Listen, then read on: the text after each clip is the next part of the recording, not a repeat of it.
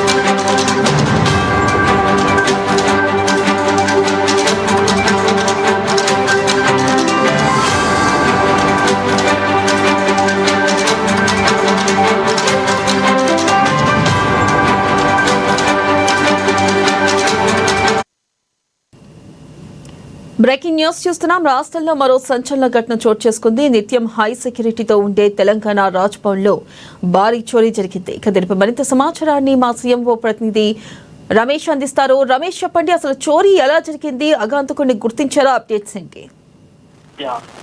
రాజ్భవన్ లో ఈ నెల 14వ తేదీ రాత్రిన ఒక దొంగతనం జరిగినట్టుగా సీసీ కెమెరాల్లో గుర్తించారు. వెన్నెల ఇందులో హెల్మెట్ పెట్టుకున్న ఒక వ్యక్తి రాజ్భవన్ లోని సుధర్మ భవన్ మొదటి అంతస్తులో రూమ్ కంప్యూటర్ రూమ్ నుంచి 4 హార్డ్ డిస్క్లను చోరీ చేసినట్టుగా కూడా అక్కడ సిబ్బంది గుర్తించడం జరిగింది. అయితే దీనిపై మర్నాడు అంటే 15వ తేదీన పోలీసులకు ఫిర్యాదు చేశారు. అయితే దీనిపై దర్యాప్తు చేసినటువంటి పోలీసులు రాజ్భవన్ ఉద్యోగి ఒక ఆయన చోరీకి పాల్పడినట్టుగా గుర్తించారు. ఇందులో రాజ్భవన్ ఉద్యోగి అంటే కంప్యూటర్ విభాగంలో పనిచేసేటువంటి శ్రీనివాస్ ని పోలీసులు అదుపులోకి తీసుకున్నారు. ఈ రోజు అతను అవుట్ సోర్సింగ్ ఉద్యోగిగా రాజ్భవన్ లోనే పనిచేస్తున్నాడు.